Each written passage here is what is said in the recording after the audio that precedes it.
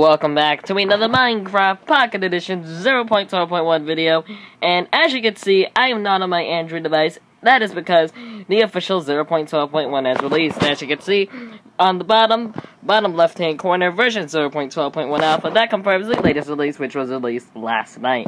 So today I'm going to go over all of the features with you guys, so let's go ahead and start with the settings menu. So as you can see, there is more difficulty, so there used to be only these two, but now there are two middle ones, and yeah, the hardest difficulty is the one all the way to the right, and the peaceful one is all the way to the left, which is pretty cool. But I like to keep mine in the middle, just for ease of use. And so yeah, there's now a third-person bar thing, which I will show you in the game. So settings menu is still the same, so let's go ahead and head over to here. So swap, jump, and sneak buttons, that's also part of the thing. And button size has now been renamed to D-pad size has now been renamed to button size. So yeah, also in this update is keyboard and controller support. So as you can see, keyboard can choose which keyboard layout you want, or you can choose which controller options you want, which is pretty cool. Which I'll have a separate video on how to set up your controller layouts and all that stuff. So as you can see here, there's now a brightness option. I think that was at 0.11, I don't know, but there is a brightness option. And now there's an FOV option, as you can see, which is pretty cool. You can change your FOV like in the PC version, and that's about it for the settings menu. There's not much in the settings menu. So now let's go ahead in the game and head into the game here and see what we can see in the game. So when you boot up a game in creative mode, this is what it will look like. You will have your controls. This is your shift button. You can double tap the button to enable shift, and in order to sprint, you just double tap, and then you should be sprinting, which is pretty cool. So yeah, there's sprinting now. This is hunger bar, which I'll show you in survival, and yeah, so I guess let's go ahead and move into survival mode for now, since that's gonna be the game mode that we are going to be using for the most part. So yeah, there is now brewing, which I will make a separate video on more about brewing, but there is a brewing stand, as you can see. You can put something in here, and then it will create the potions with the bottle. So we also have anvil, so this is the normal anvil, as you can see, repair and name. We can't access these in creative mode yet, but you should be in the meantime. As you can see, there's also a hunger bar, and the chat menu and the pause menu have actually been moved to the middle, but only for survival. As you saw in creative, it was already on the side, because there's no hunger bar in creative, and yeah. So this is a slightly damaged anvil, so as you repair and name things over time, your anvil does get damaged. So this is what it'll look like if it's slightly, and then very, and yeah, those are the ones that are available in the creative inventory. So this is what the enchantment table looks like. As you can see, you can put a tool in. So like I said, I'll make a separate video more on enchanting later. For now, so let's go ahead and put this pickaxe in this enchantment table. Now I'll show you a level 30 bookshelf thing. So as you can see, it shows you what it could be. It may not be efficiency 1, but that's what it could be. It could be efficiency. And yeah. So you do need lapis in order to enchant. If you want to use the first one, you need at least 1 lapis. To use the second one, 2 lapis, and to use the third one, 2 lapis. And yeah. So which is pretty cool. So now we have heads. So this is a skeleton head. I should have labeled them. And we also have flower pots as well. Just the decoration stuff. We're moving on to the sort of decoration stuff now. And yeah, flower pots. You can put your flower in a flower pot and you can decorate it. And now the heads, I should have probably labeled them, but you know, whatever. So this is a skeleton head. This is a wither head. This is a zombie head, and this is a Steve head, of course, and a creeper head, as we all know. So now, like I said, this is a level 30 enchantment room. You use 1, 2, 3, 4, 5, 6, 7, 8, 9, 10, 11, 12, 13, 14, 15, 16, 18 bookshelves in order to make a level 30. Had to count that out. So as you can see, put the sword in. It's happy on the side. Come on. There we go. As you can see, level 30, and it could give us whichever one of these. Like I said, we'll make a separate video on enchanting, but we're just going over the basic features for now. So now we have iron golems. Now you may be like, how do we spawn them? Well, I'm going to go into the creative mode and show you how you can spawn them. So the way you spawn them is you will need 4 iron blocks, and you will also need a pumpkin.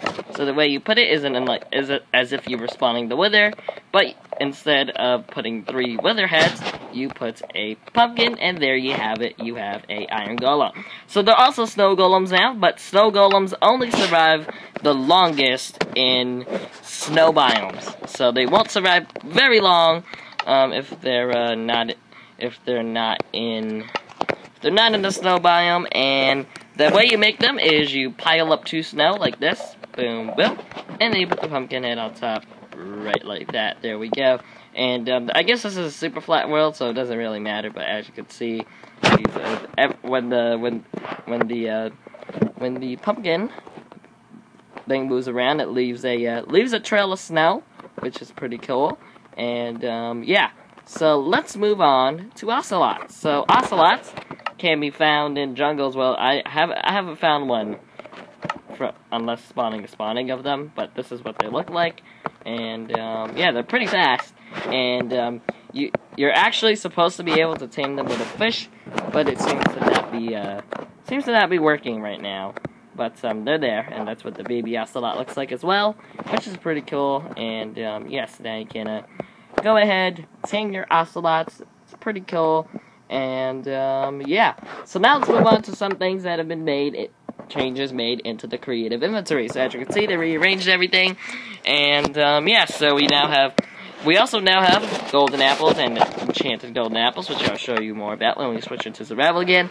They put all of the food type stuff in the creative inventory, as well as the blaze rod, magma cube, golden nugget, golden carrot, glistering melons, rabbit's foot.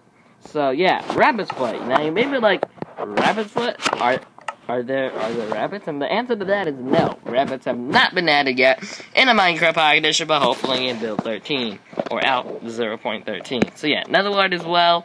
And yeah, as you can see, we also have enchanted books in the creative inventory, and we also have Bottle of Enchanting, which you can use to give yourself XP, which is pretty cool. And yeah, so they also have potions in the creative inventory as well. They also do work, so if you want to give yourself slowness, you can drink it, and it will actually give you slowness. So yeah, potions do work in creative, which is pretty cool. And so instead of giving yourself effects on servers, well, you now have it in the splash potion. You just toss it at the ground, and then you give yourself someone else whatever effect, which is pretty cool. So let's go ahead and head back into come on. Let's go ahead and head back into survival and see how do you actually make golden apples is the question. Well, the way you make them is for the notch apples or golden apples, which a lot of people like to call them notch apples, you need gold blocks. But I don't think so. Yeah, you also need the apple as well, which is pretty cool. So yeah, can you actually eat golden apples in the creative inventory?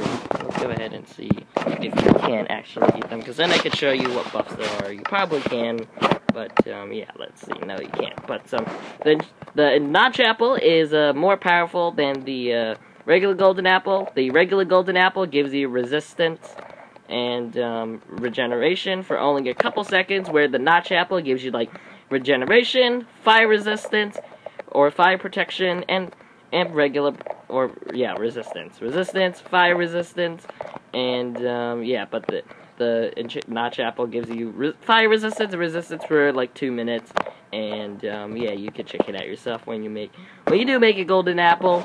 And yeah, so that's pretty much it for 0.12.0. It may not seem like a lot, but it really is.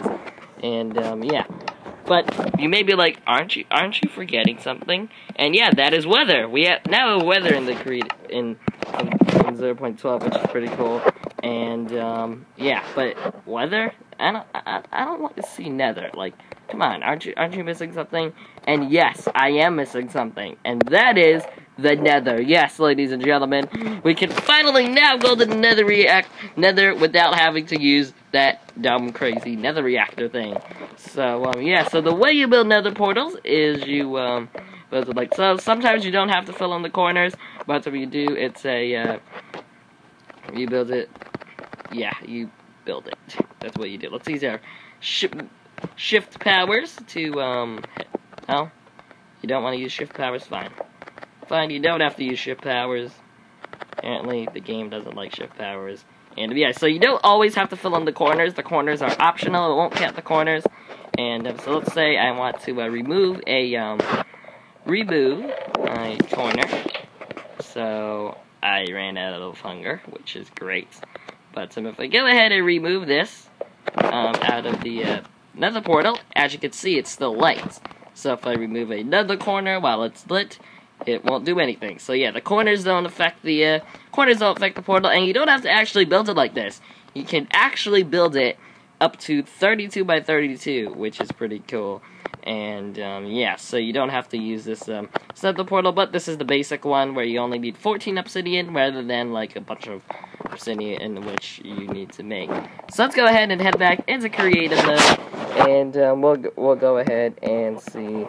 Go ahead and see what is new in the Nether, because we won't go in there. We'll go in there, and yeah, let's go ahead and do it. So as you can see, we'll generate a world. You should be building a terrain.